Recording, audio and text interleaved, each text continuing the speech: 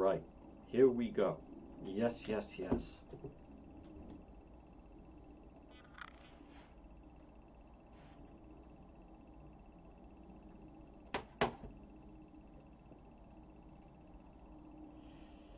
Okay.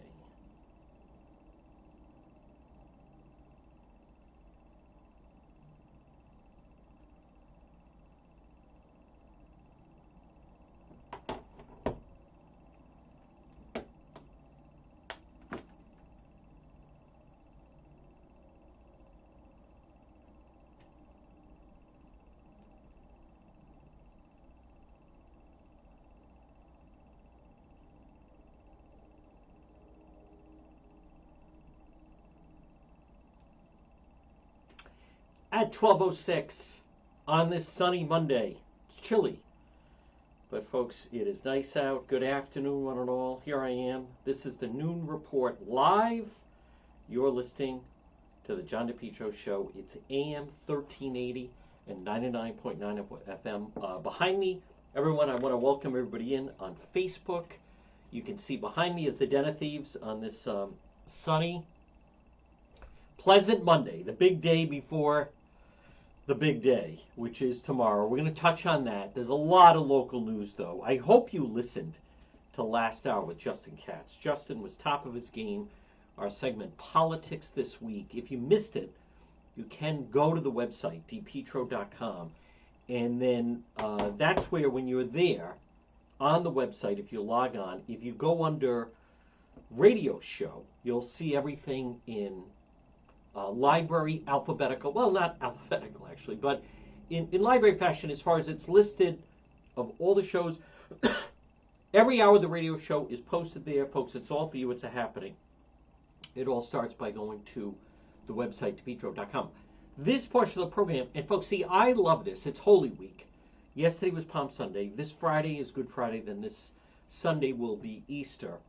And they are so terrific, and I want to thank them. They have been such wonderful, loyal sponsors, supporters. Your chance to shop local. Of course, I'm talking about Steve and Debbie and Junior at PR Landscape Materials and Garden Center. They are officially open for the season, and it looks fantastic. It's quality. You get a chance to shop local, support a local business. Stop in beautiful selection of pansies. They have pansy flats, pansy bags, hangers and bowls, assorted colors. They have all your Easter plants, tulips, hyacinthus, daffodils, hydrangeas, colors available, blue and pink. I saw them yesterday. The quality is second to none. And they carry many landscape materials too. Screen loom, black, brown, hemlock, mulch, crushed stone. Look for them on Facebook. Now, I share their page on Facebook just because they do a great job updating it. And they are open every single day. Stop in and see them. It's PR Landscape Materials and Garden Center, 3688 Quaker Lane in North Kingstown, right off of Route 4. Stop in and see them. And whenever you do, people become so loyal and go back, and you'll like the service, which is great. You'll love, I was speaking to someone that said they got some things for their home, landscape materials, screen loom. And they bought it, and PR Landscape Materials and Garden Center actually beat them back to their house as they were going to deliver it to their home. Stop it and see them. Folks, spring is here. We still have a lot to be. It is Holy Week. Tulips, hyacinthus, daffodils, hydrangeas. It's worth the ride. PR Landscape Materials and Garden Center. Well, folks, check out the website, DePetro.com. Again, good afternoon, one and all. It is Juan in DePetro.com, which is brought to you by the Coesit Inn, and they're also... their menu is posted. They're doing a big Easter. Easter really starts, a lot of people start going out this Saturday night, Holy Saturday. But the Coesit Inn, they also have an Easter brunch. You can see the menu. It is consistently excellent, and it's such a large place, 226 Coesit Avenue in West Warwick. So, I want to, folks, everyone has a different approach when it comes to the media. And I recognize sometimes many people, and I know this is going to seem somewhat critical, but it's more of, there's just little things that happen. And then I say, it's not earth-shattering, but it's important to know. and you don't want to see things slip through the cracks. But I did see that the Providence College player, of which we had, we were there on Friday. By the way, he's being held without bail. Big story on that coming up on DePetro.com. Being held without bail. But as the media was following the attorney, because Alan Breed is being held without bail, they were chasing his, quote, attorney outside of the courtroom. So he's facing 7 charges. And again, this is the PC player. He's supposed to be coming back. I'm pretty sure he'd be, a starter next year. 7 charges: breaking and entering, robbery, destroying property, carry a pistol with a permit. I think she meant without a permit. Carrying a weapon while committing violence, using a firearm while committing violence, and operating his ex's vehicle without consent. So I don't want to pick and choose. I know he has a no contact order with the alleged victim, his ex-girlfriend. So this happened, but outside of court, the media is chasing down the woman who I recognize. She used to be in the Attorney General's office, and it was Maria Deaton. Well, and again, I'm not saying it's the end of the world. His attorney said after court they're looking forward to proving his innocence. But standing next to, so I'm looking at a photo in court, suspended basketball player Alan Breed, held without bail, weapons and domestic charges. So you see him in court, and then you see his attorney, Maria Deaton, and right to the right of it, right of her, that no one reports on, is the former embattled chairman of the Democrat Party, Bill Lynch. And Maria Deaton, she works for Lynch and Pine. So that's Patrick Lynch, former Attorney General, Jeff Pine, former Attorney General, and one of the 2 attorneys part of their firm are his brother, the former chairman, Bill Lynch, and also this Maria Deaton. So the media mobs Maria Deaton as she comes out. And then they even do they film her walking down the sidewalk and not saying anything, and they don't really chase her that far. But my point is, Breed's attorney, Maria Deaton, we look forward to proving his innocence. No one goes after Bill Lynch. That's the name. He ran for Congress in 2010 against Cicilline. His brother, former Attorney General Patrick Lynch, is contemplating a run for that congressional seat held by Cicilline. So now, I fully get everyone is absolutely entitled to, be represented. I'm not saying that, but don't let those guys hide on that. This is a domestic violence situation, and this is, he allegedly pulled a gun. We also learned that the police searched his dorm room. They didn't find the weapon. So, but how do you not report? I don't want to get into it. I'm even going to say that it's possible that some of the younger members of the media that were there didn't fully recognize former Chairman Bill Lynch, who at this point basically still will appear. The only time you see him is Hummel will have him on, Lively Experiment, and doesn't even ask him important questions. And I've talked about that when you had the whole situation with the Britt trial and Mattiello, and Hummel had Bill Lynch on, and Lynch is going through this whole thing of, this case is a joke and blah, blah, blah.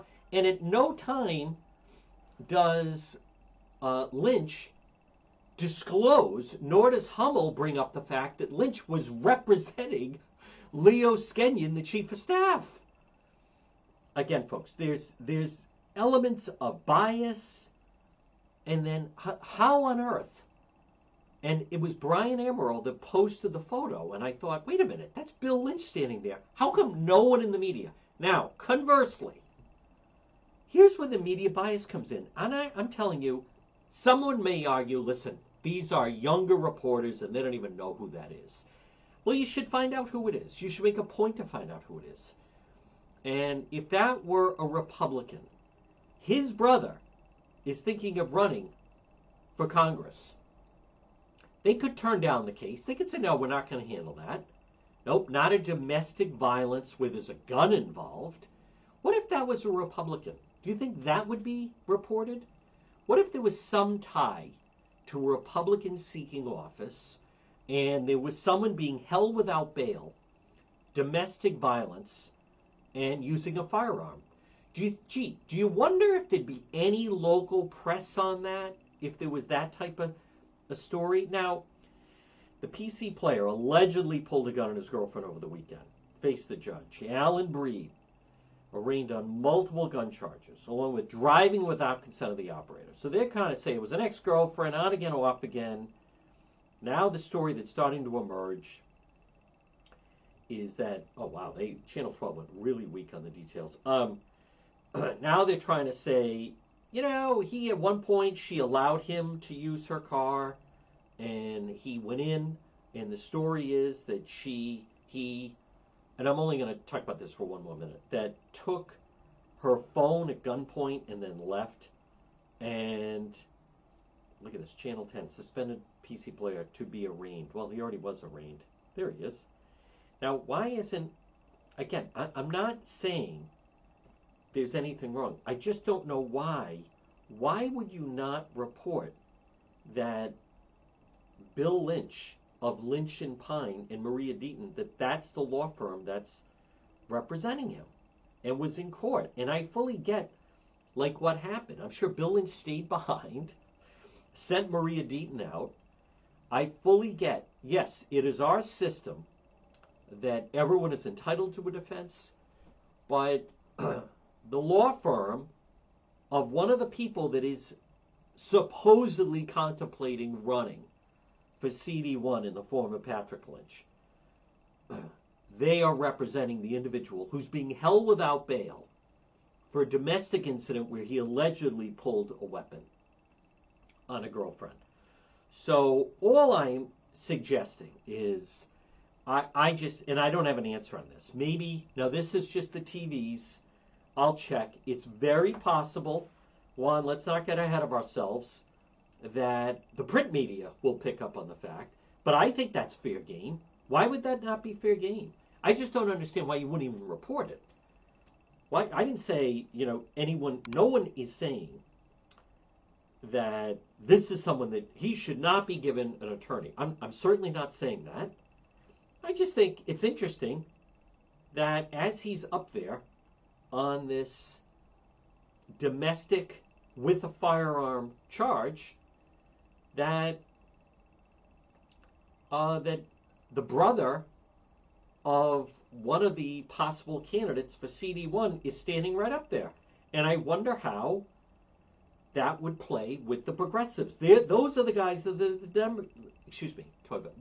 those guys, the Lynches, they're the ones that are members of the Democrat Party. They're the ones that have to deal with the progressives. So, who else is totally absent from the scene? When Coach Cooley left, that's Steve Napolillo, the athletic director. Boy, that guy never saw a camera he didn't like. And I'm going to be a rock star with this hire and everything else. Something goes wrong, boom, no on-camera interviews. Pulled a gun on the girlfriend. We'll find out. Now, the judge said, apparently, if the girlfriend wants to change her story that's pressing the charges, have her get in touch with me by Friday. We'll check with our legal expert attorney, Tim Dodd. What is this? Is that going to be in closed chamber? Is this in chambers? Is this going to be a private discussion? If the girlfriend wants to change her mind, tell her to get in touch with me by Friday. I wonder who might be representing her. Maybe would it be, just going to go out on a limb here, is it possible that it would also be someone from Lynch and Pine? Folks, I mean, is this too much or is this too much? Like, you've got to be kidding me. I also want to touch on all of the coverage, and I even felt guilty to this. I put on the website eviction day for these people living under the underpass, and I was wrong to do that. They're not being evicted. They basically have been loitering. They have been living under the underpass. They shouldn't be there. This is it is kind of speaks volumes that this is big news. Granted, I posted the video. I went when DOT was there, but I think it goes to a larger issue, which is you just have to question: is Governor McKee really up to handling some of the different aspects of the job? If they can't even handle that, as I've said, and if you haven't seen the video, it's quite chilling. It's on. I think I have it on both. If not, we'll get it up on the website, DePetro.com. It's definitely on the Facebook page. You see needles everywhere. I mean, it is sad. Whoever is living under that is clearly injecting, unless they're, could be insulin, but could be diabetics. I'm willing to bet it's more drug addicts, unfortunately. But that's who would be living under the bridge, as sad as that is. And if McKee can't handle that, folks, anyone that you've ever been in business, you're hesitant to promote someone to a larger role if they can't handle the little things. I've said that too. When I've been in a position of role of authority, whether it be, and even when with interns, that sometimes at a radio station, we'd have interns that would say, I want to do more. And I'd say, well, in order to do more, first you have to excel at the little things we're asking you to do. When you do that, then we can talk about the bigger things. But until we can nail those down, we're not going to move farther. So you're seeing a pattern to me where Governor McKee clearly can't handle the little things. And as a result of that, there's no way that these bigger issues are going to be handled. Now, this portion of the John DePetro show, this time of year, and especially, it's obviously spring, and then this Sunday coming up will be Easter. Then we're going to roll into May. Why not get rid of some of that extra weight that you carry? And we're talking about, for those that are interested in rapid, aggressive weight loss that will last a lifetime, it's your chance to attend a free seminar, Unique Health. They target the stubborn fat. Now, I've shared their page on our Facebook page. You can call Sandra at 401-269-9155. Attend a free seminar, Extreme Weight Loss, which will increase your metabolism and energy. It's Unique Health. Remember, 20 pounds in 10 days. 20 pounds in 10 days. There's no benefit to being overweight. There's no benefit to being obese. Once the weight starts coming off, you feel better, you become more motivated, then you start retaking your life. It's not a diet change, it's a lifestyle change. Retake your life. There's no benefit to being 50 pounds overweight. There's no benefit to, I guess I need to lose 80 pounds. Unique Health. Call Sandra, 401-269-9155. They're right in Warwick, right across from Kent County Courthouse. Unique Health. Attend their free seminar. Learn about their approach. Unique Health. Again, you can find them on Facebook. I've shared their page, 401-269-9155. 20 pounds in 10 days. 401-269-9155. Now, I will be talking about, coming up, most likely next hour, the situation with President Trump and what's going to take place tomorrow, what's already going on in New York. As I had predicted, and I saw this in, I had said that this was going to be the case, and all of this panic that goes out when I said that that is not the case. This is, and I want to just get to the story that I saw. Former president of city braced for a consequential week. That part is true, but here's the headline that jumped out at me. Before Trump's arraignment, Few signs suggest backlash akin to January 6th. Law enforcement response is informed by lessons learned. That's not what it is. That's not what it is. You know, someone actually texted me last night and said, what are the protests like in Rhode Island? I said, what are the protests like in Rhode Island? 15, 20 people max standing on Bald Hill Road with flags. You know, I had said this. Do you know at the Rhode Island State House they were on guard for mass white supremacists that were going to like swarm the Rhode Island State House? Folks, as I have said, and I said this from the very beginning when President Trump was calling for people to go out, a huge part of January 6th was, and I get it. Listen, I have defended that more than anyone. Trespassing day. All of the Trump people watched the summer of 2020 and then felt, boy, that looks fun. We'll do it for a day. But they left the building. January 6th was the whole reason that happened, as I have said, was just on sheer numbers. It became people in the bleachers that start getting out of control. The people at the old Gillette Stadium. It becomes the mob mentality. There's 50,000 of us. They're outnumbered. And guys that normally don't yell something, yell something. People that normally don't throw something, throw something. People that normally wouldn't push someone or punch someone start doing that. It becomes the mob mentality. You see it. You see it at big events. You see it sometimes in a crowd. You see it. It is the nature of human nature. One ATV rider, is he going to give the police a hard time? Maybe. Most likely, now you have 25 or 30. Now it becomes the pack mentality. As I have said, January 6th, all that was basically around 400 to 500 out of a crowd of more than 50,000 who were drunk, who were angry, and then just got caught up in the moment. Maybe they got pepper sprayed. Maybe they got pushed. And then all hell broke loose. So for 2 hours, a group that's normally peaceful became an angry mob. But that's it. But it wasn't like there were 500 people up there ready to fight. It's not like that.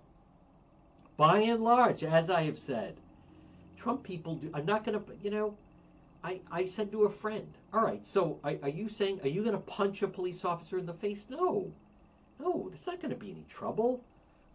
If you get enough people tomorrow in Lower Manhattan, maybe if there's a huge mob, you have the people that look for the huge mob in order to throw something, say something, maybe punch someone, but take away the huge mob and they're not doing that. It begins and ends with that. So I knew there wouldn't be a problem. The coverage of it tonight and tomorrow, and I'm going to talk about it more next hour, but it just turns into a circus. And I don't know. How much are we supposed to watch? This is going to drag on. It's a distraction from Biden. There's nothing about it that I like. There's nothing about it that is good. As I have talked about. I mean, it just isn't. And I don't feel like what happened to our country or that type of thing. Listen, it is wrong. And I also know the way that this works is it starts to become a tit for tat, where now the other side is going to want retribution, and they're going to want to use the justice system to go after someone like that. What is, as I have said, what is also just so outrageous about it is just in our own state and what's going on here. And I want to talk about that because I get the feeling that a lot of people are dancing around it. No one is really calling out Governor McKee. That's why I like talking with Justin Katz of anchorrising.com. We talked to him last hour because it is the real pulse of what's going on. It is. And if you knew what was really going on and look at the landscape, Governor McKee has, and he has no one to blame but himself, by the way. But I want to touch on what the Republican Party should be doing today. And that goes for that Jessica De La Cruz and Mike Chippendale. And listen, I get it, but lose the gender war. Okay? Lose the gender war. Lose the culture war for a minute. You have a bigger fish to fry. You have a bigger fish with this blanking soccer stadium. Folks, this portion of the John DePetro Show on this Friday is brought to you by Falcon Pest Services. Call them today at 401-739-1322. Residential, commercial, for your home, for your business. Maybe it's a one time, maybe it's every month, maybe it's quarterly, maybe it's every year. Falcon, boom, Falcon Pest Control, Falcon Pest Services. Locally owned and operated, serving Rhode Island and Massachusetts. Pest control services for termites, bedbugs, ants, roaches, mice, rats, mosquitoes, many other pests. Call them today. Free quote, Falcon Pest Services, 401-739-1322. You can also find them on Facebook, and then their website is falconpestservice.com. So there's two developments that I really want to I would like to draw your attention to. I think they're both significant. I don't think it's being covered enough. One part is I am so glad the Wall Street Journal called out Governor McKee and this soccer stadium. The soccer stadium doesn't make sense. The state doesn't need the soccer stadium. Why are we doing the soccer stadium? And everyone seems to dance around it. Gee, they only play 17 home games.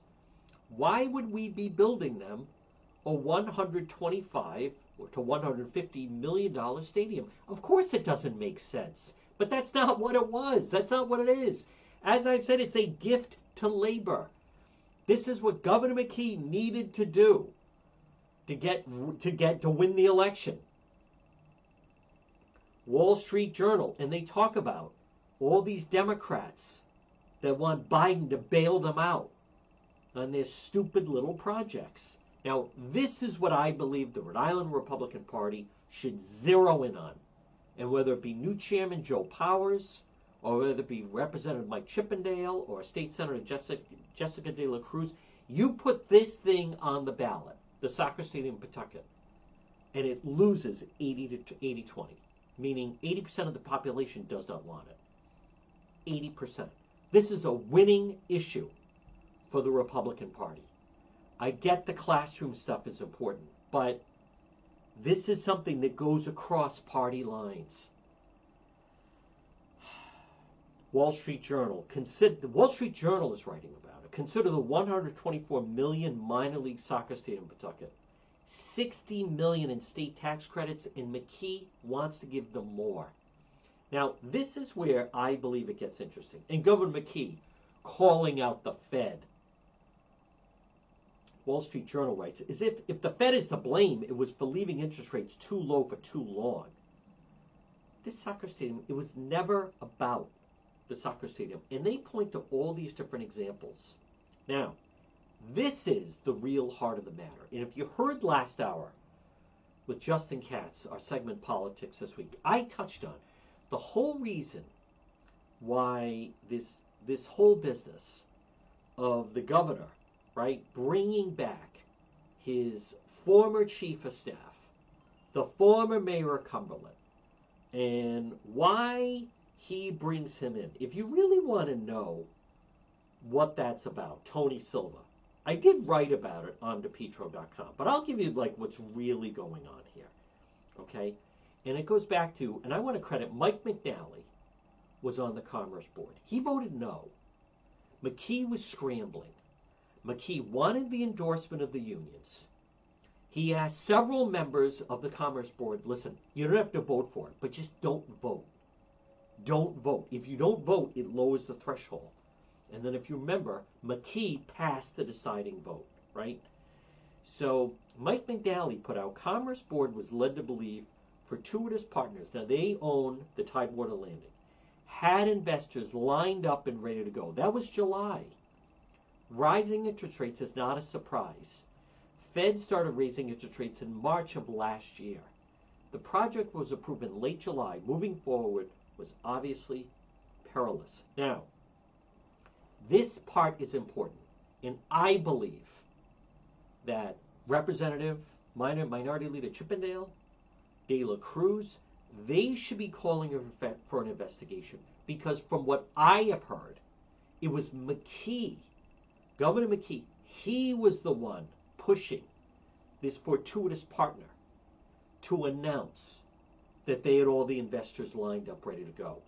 The reason, from what I have heard, that the unions are so upset, and I'm going to get to where the Tony Silva thing comes in. The unions are upset is they feel, what I have been told, is that they feel McKee lied to them by telling this fortuitous partners to say they had all the financing lined up, when he did not have all the financing lined up. I heard that this guy now is kind of singing. And when he's being asked, why did you say you had all of the financing lined up? And the real answer is because McKee told him to say that. McKee told him to say that he had all the financing lined up, because otherwise it was never going to happen. And that's why enter Tony Silva. Now, the Rhode Island State Police, it is true, they provide security for the governor, but they're not inside if the governor's in a conference room meeting with people, right? I mean, they bring him to the event, and they make sure that everyone going into the conference room is okay, but they're not sitting at the table. There's no reason for a member of the Rhode Island State Police to be sitting in the room with McKee. Now, so what I have heard is in these meetings with the union people, that there's the lack of respect for McKee is out the window. I mean, as I've told you, they are calling him, you're a liar, name calling, bordering on threatening him. So now enter, he feels he actually needs like a little more protection. What Governor McKee really wants is someone that's going to say, whoa, you're out of line there, right? Now, Tony Silva, he's not 6'5", right, like 250, but he is a former police chief and carries a weapon, or he could carry a weapon. So, better him to be saying that. I'm looking at the Boston Globe. At the Tidewater Landing groundbreaking in August, this is Brian Amaral of the Globe. I asked Brett Johnson if he had his own funding lined up. Absolutely said. 7 months later, things look a lot less absolute. Now again, I am being told that Johnson was being told by McKee to say that. So I want to just circle back. What does all this mean?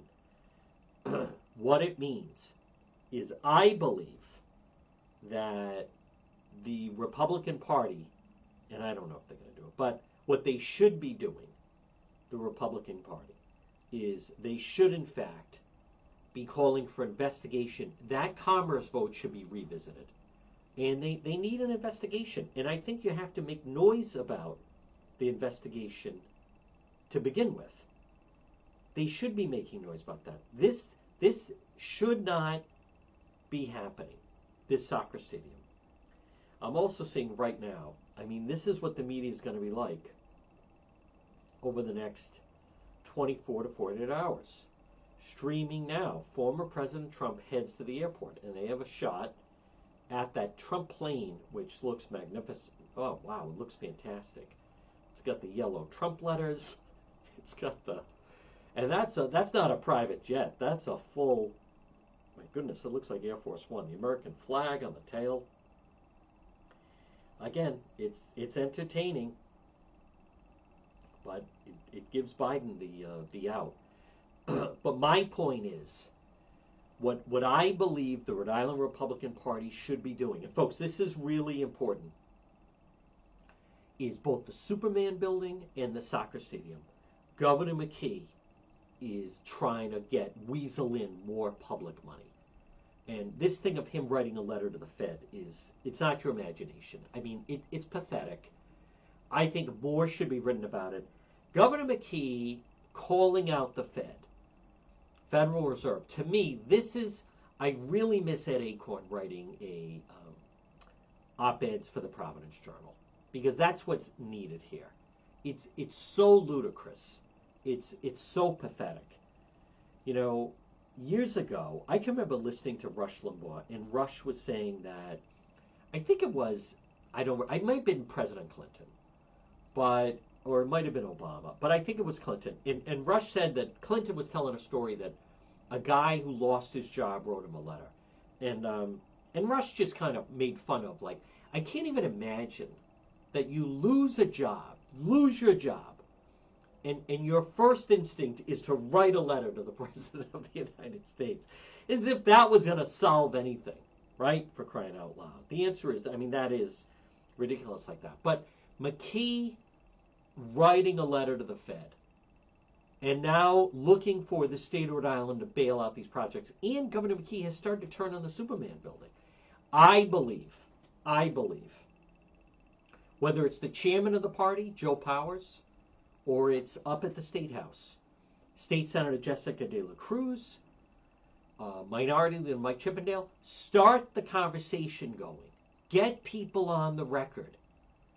Get the media asking, on record, top people, the Lieutenant Governor, Matos, put a microphone in front of her. Do you think we should give the soccer stadium more money? Start getting people on the record.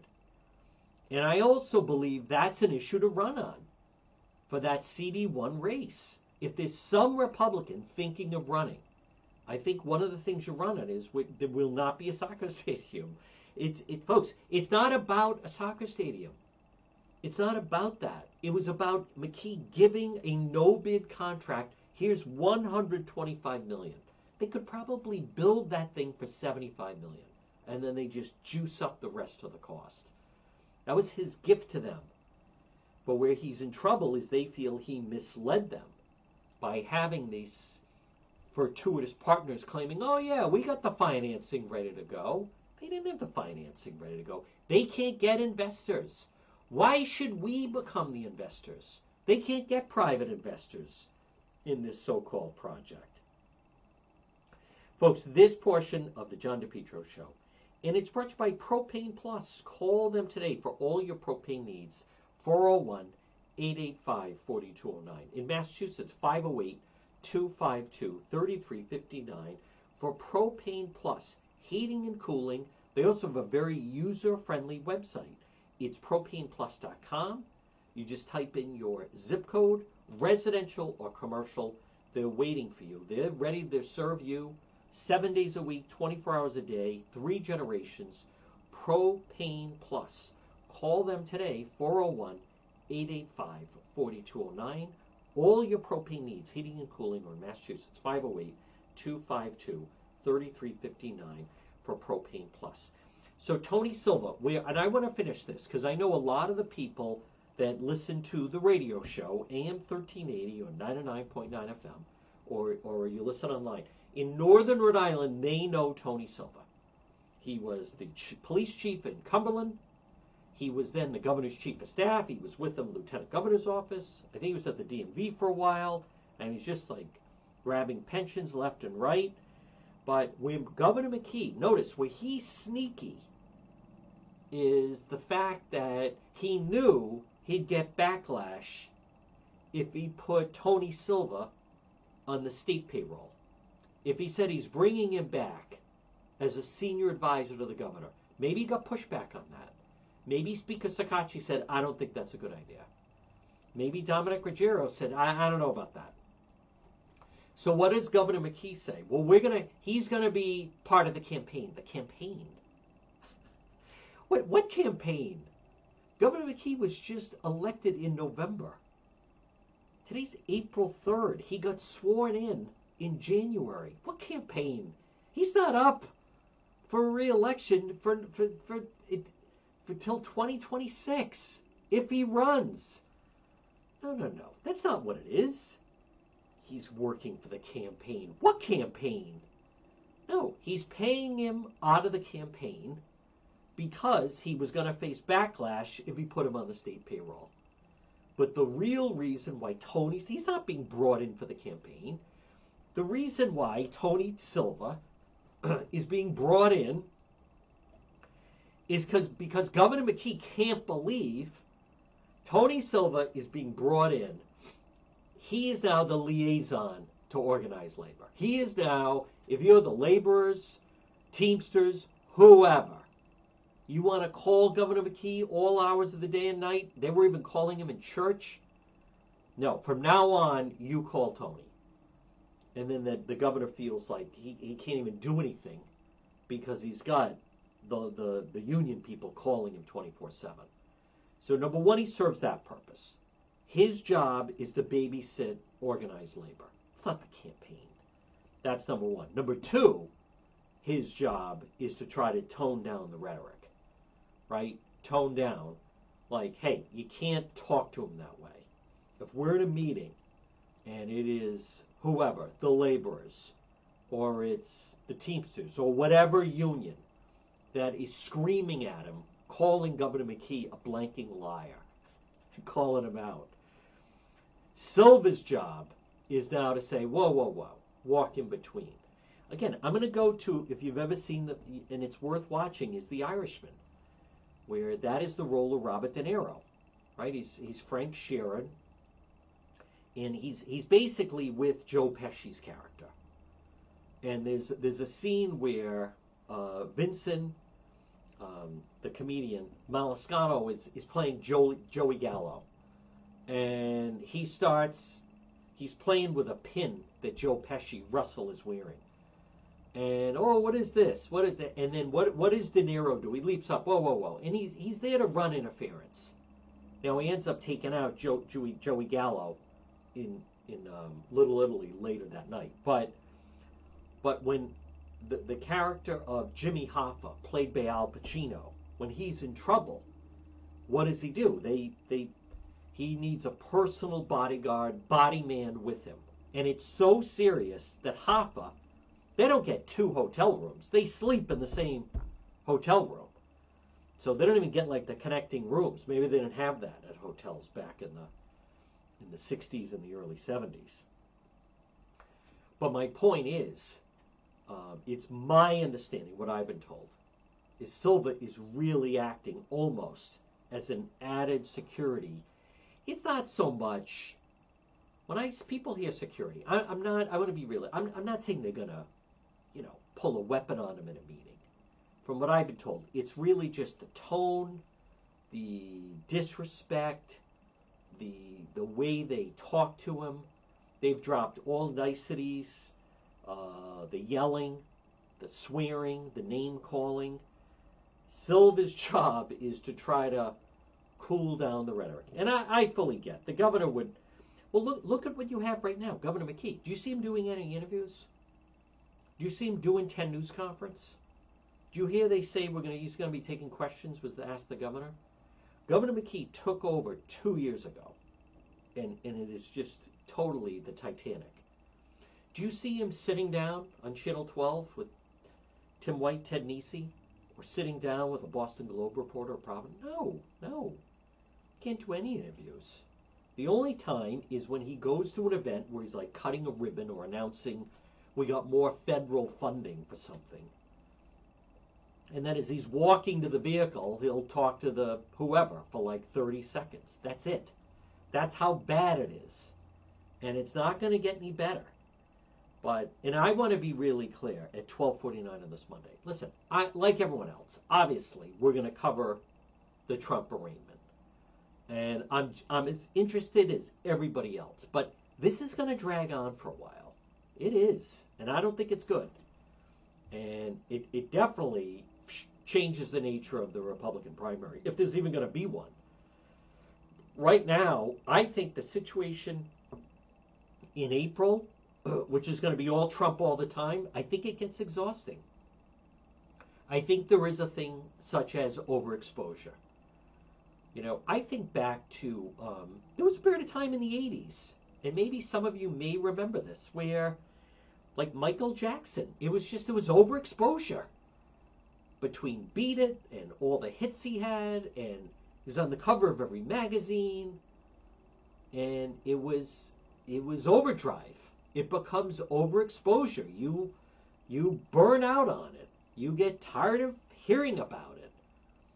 And I think there's a danger of that with President Trump. So where the Republican primary sits right now, no one else can get any attention. And even if they can, all they're doing is they're being asked about President Trump. And so there is nothing right now. It's just a lock. And I don't think that's going to go away anytime soon. I also saw his interview. You can already see it a little bit. His interview with Hannity didn't do huge numbers.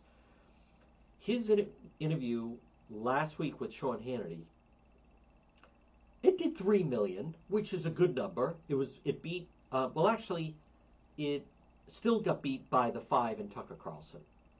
Where in the past, I think that would have been more like of an event. So, but he is getting coverage. We'll see what happens over the next 24, 48 hours.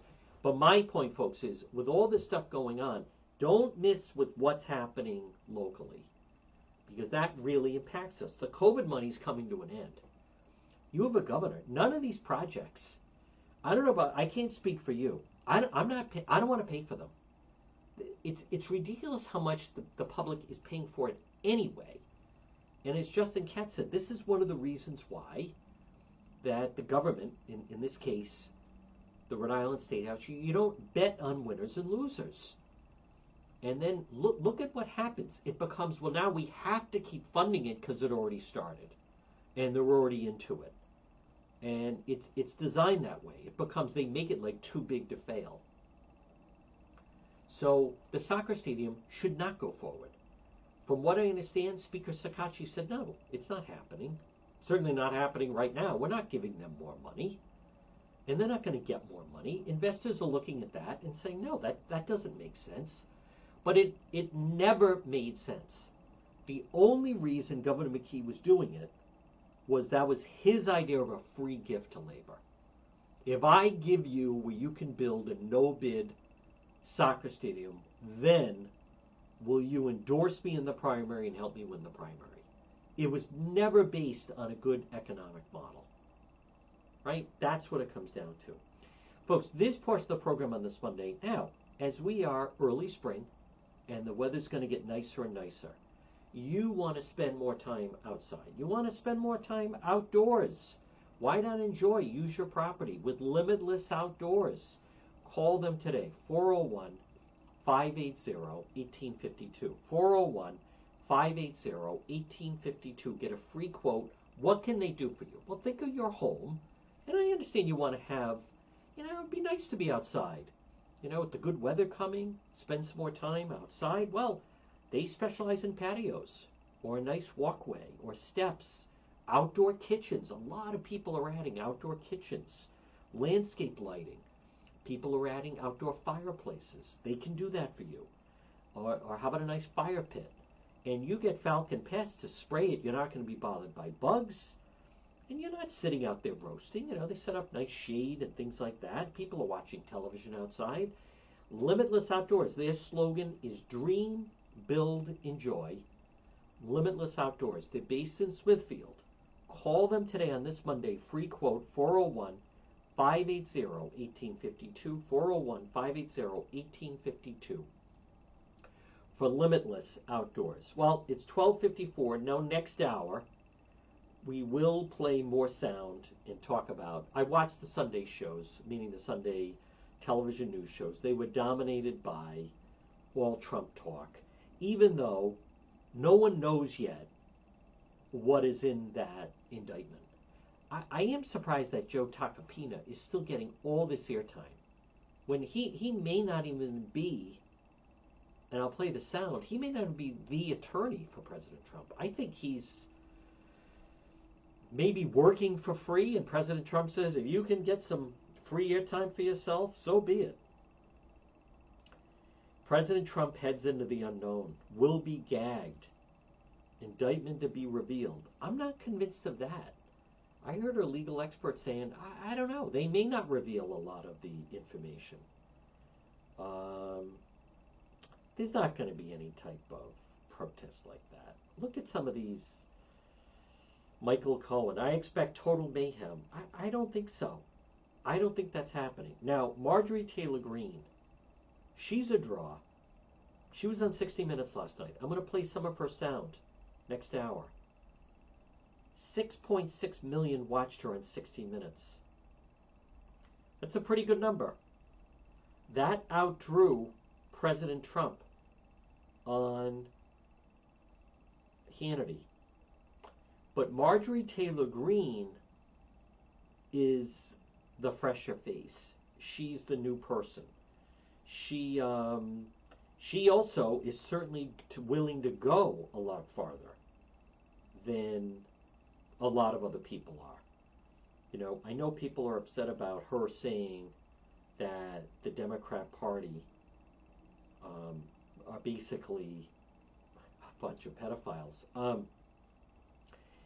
I think that's one way to interpret it. I didn't take it that way. The way she was framing it to me was more the causes they support. They play to what's going on in the schools and all this problems with trans and there's two different things. So she drew 6.6 million, down 33% from last week, second lowest episode of the season. I wasn't aware of that. Like many of you, I don't watch 60 Minutes anymore. I'm going to play more of her next hour. So she's definitely the newer, fresher face on the scene. I think she is someone to watch. And I'll tell you what, where MTG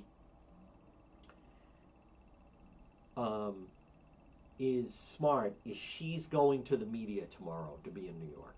Or maybe tonight, I think. She's holding a rally for support of President Trump. Eventually, a reporter will get another board member other than McNally to say he felt he was misled by... Yeah, I agree with that. That's where it needs to go. That's why I believe the Rhode Island Republican Party should be calling for a revisit of that Commerce Board meeting in the way things were presented.